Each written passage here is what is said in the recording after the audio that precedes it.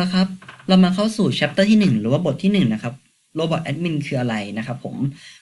ก่อนอื่นเลยเนี่ยผมขออนุญาตเรียก Robot Admin ให้เป็นคำศัพท์ที่ง่ายๆคือว่า chatbot นะครับ Robot Admin เนี่ยคือผู้ช่วยนักขายของออนไลน์นะครับผมที่จะมาแก้ปัญหาหรือว่ามาช่วยแบ่งเบาภาระให้กับผู้ที่ขายของออนไลน์ครับ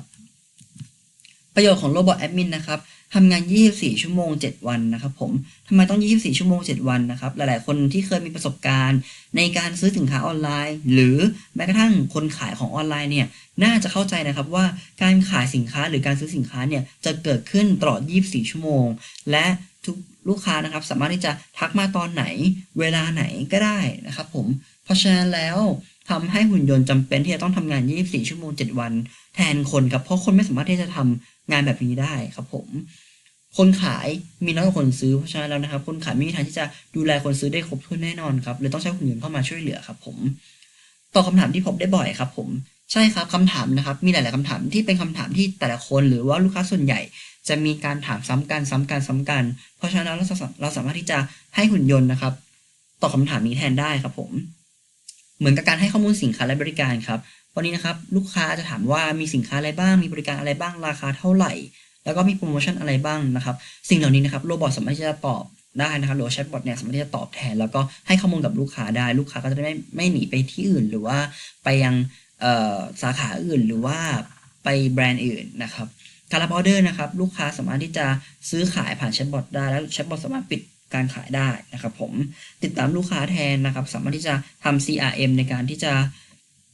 ตรวจสอบนะครับว่าลูกค้าเนี่ยซื้อสินค้าแล้วเป็นยังไงบ้างชอบมากชอบน้อยแล้วก็อยากจะให้เราปรับปรุงอะไรไหมนะครับส่งคูปองโปรโมชั่นสินค้าใหม่ให้กับ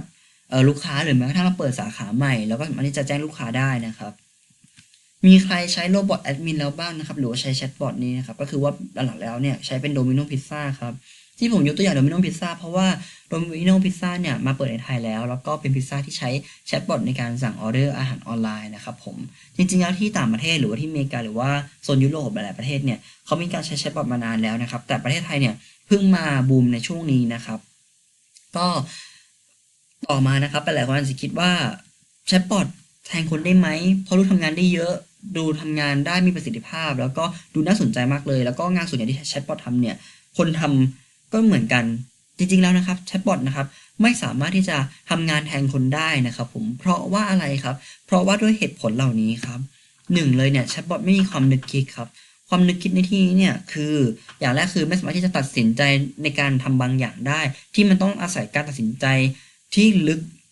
สำหรับมนุษย์ในการตัดสินใจครับผมเพราะว่าถ้าเกิดว่าตัวแชทบอทเองนะครับไม่มีข้อมูลที่เก็บเอาไว้ก็ไม่สามารถที่จะตอบคำถามได้อย่างที่2คือไม่มีอารมณ์นะครับก็คือว่าอันนี้อาจจะเป็นข้อดีครับคือว่าแชทบอทเนี่ยไม่มีการตอบลูกค้าที่ใช้คำที่ไม่เหมาะสมครับโดยปกติแล้วคนเรานะครับทั่วไปเนี่ยตอบลูกค้ามากๆเจอลูกค้าพูดจาไม่ดีบ้างหรือว่าจะมีปัญหาเรื่องอื่นมาก็อาจจะทำให้การตอบลูกค้าหรือการพูดคุยกับลูกค้าเนี่ยไม่ดีหรือว่าไม่เหมาะสมได้แต่ว่าแชทบอทนะครับจะไม่มีปัญหาเหล่านั้นครับผม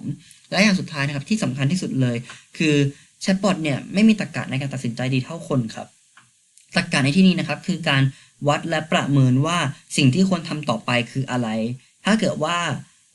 ข้อมูลที่ใส่เข้าไปในแชทบอทเนี่ยไม่มีการที่บันทึกข้อมูลเอาไว้ก็จะต้องรอคนที่จะมาตอบนะครับผมก็เลยตอบได้ตรงนี้เลยว่าไม่สามารถใช้งานแทนคนได้นะครับแต่เหมือนที่ผมได้กล่าวไปคือว่ามาแบ่งเบาภาระและแก้ไขปัญหาบางส่วนของการทำงานได้นะครับผม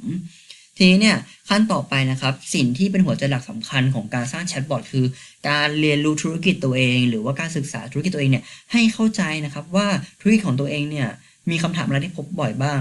ลูกค้าทักมาส่วนใหญ่คุยเป็นยังไงบ้างหรือเรียกง่ายๆว่าเป็นไดอะล็อกในการคุยนะครับก่อนอื่นเลยผมจะสอนให้ทุกคนนะครับที่เข้ามาเรียนรู้เนี่ยได้รู้จักไดอะล็อกของการคุยก่อนนะครับว่าไดอะล็อกเนี้ยต้องวางไดอะล็อกยังไงเพื่อที่จะให้หุ่นยนต์เข้าใจและคนใช้เข้าใจหุ่นยนต์ได้ง่ายนะครับผมก็ไปดูกันเลยครับในบทที่2ครับผม